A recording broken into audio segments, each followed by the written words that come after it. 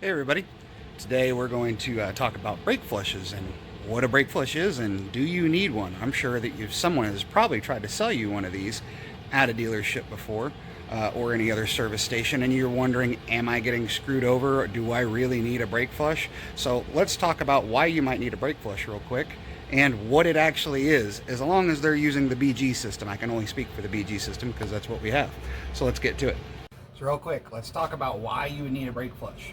So what does brake fluid do? Brake fluid is the medium in which a hydraulic piston uses to exert force on your brake calipers or your wheel cylinders if you have drum brakes. So it is the hydraulic fluid in a hydraulic system.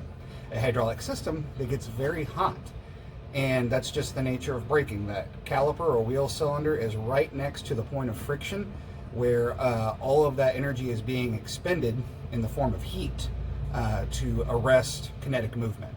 So essentially what a brake system does is it takes kinetic energy, turns it into thermal energy. And when that thermal energy gets transferred into the brakes, the brake fluid can get so hot that it can actually boil. And if it boils, it's no longer a fluid, it's a gas. And gases are compressible. Hydraulic fluids, for practical terms, are not compressible. So when you press on that brake pedal as hard as you can, it's nice and solid, has a little give, but not much, right? And that's just usually from the brake lines, the rubber lines expanding a little bit. But everything else, nothing really has any give. Well, when that brake fluid boils and it turns into a gas, now when you press that brake pedal, that gas will compress and you won't be exerting the same amount of force on your brake pads to the rotor or your shoes to the drum as you would be if that brake fluid were still a fluid instead of a gas. Brake fluid is hygroscopic. It loves to absorb water. And when it absorbs too much water, it lowers its boiling point because water boils at 212 degrees at sea level. And brake fluid for the DOT3 standard, these are just standards. These are not individual fluids. Some fluids may perform better than others by different manufacturers, but this is the standard for rating it DOT3 or DOT4. DOT3, when it's dry, boils at 401 degrees Fahrenheit. When it is wet, which means it absorbed 2% by volume water, it now boils at 284 degrees Fahrenheit. Now, it's not that hard to make your brakes heat up to 284 degrees Fahrenheit, which means that once too much water has gotten into your system, brake fade from them getting too hot is very likely. Whereas DOT4, which is just a higher level of performance, boils at 446 degrees Fahrenheit dry and 311 degrees wet. Now, if you drop below this or get more water than that 2%, those numbers are out the window. It gets worse and worse to where it's almost boiling at the same temperature as water. How can you get water into your brake fluid? Well, just from the air alone, the brake fluid can absorb a lot of water. That's why master cylinders have a seal on the top of them that when the fluid level goes down, a little bladder goes into the reservoir to take up that space from the fluid level going down. That way it's not venting from atmospheric air. But let's say, for instance, your cap got left off. You live in a very humid environment to where it's going to eventually have to let some air in. You drive through a lot of water and your caliper seals are always soaked.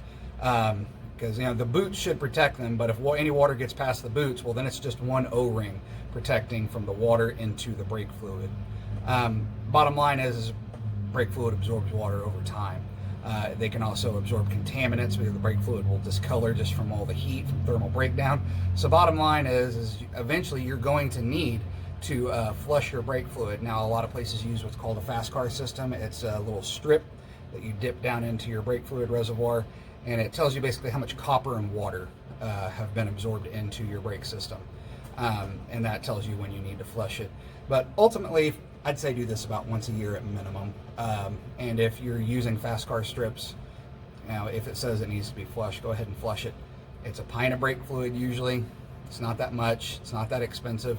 And you're talking about increasing your braking performance, which could mean you don't kill somebody. So that's always a plus. So that's why you would need to do a brake flush. Let's get back to this. All right, today we've got a 2017 Ford Transit. It's mainly what I work on. And we've got the BGPF7 system. Pretty much all of their systems, even the older ones, work just like this one. It's very simple. So here we've got our master cylinder where the majority of our brake fluid sits. We have a little adapter that goes onto our master cylinder, and this hose supplies fresh, clean brake fluid. Now what we're using is BG's DOT4. It's supposed to be their supposable ultra dry flush formula, so it's even drier than normal brake fluid according to them. I don't know what the validity is on that, but I know BG makes good stuff. And here is where we pour it, and it pressurizes the system, and at the same time, through this guy, sucks out the old stuff.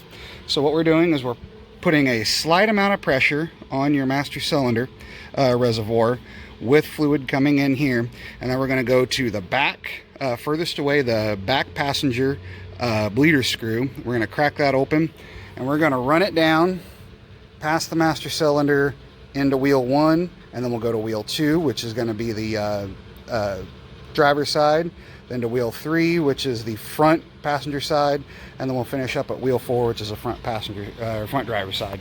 So that will have completely moved all of this fluid through the system, completely replacing it with clean, dry brake fluid. All right, we've got the vehicle up in the air, and my tires are off because I'm doing a rotate balance stuff too, but you don't have to take the tires off to do this job.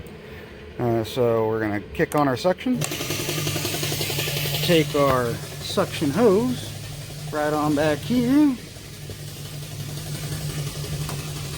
This thing's got a little hook that we can hook it on with. Just going to put this right on our bleeder screw.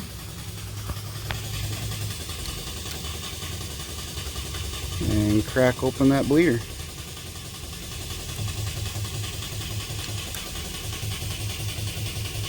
Turn it about 180 degrees.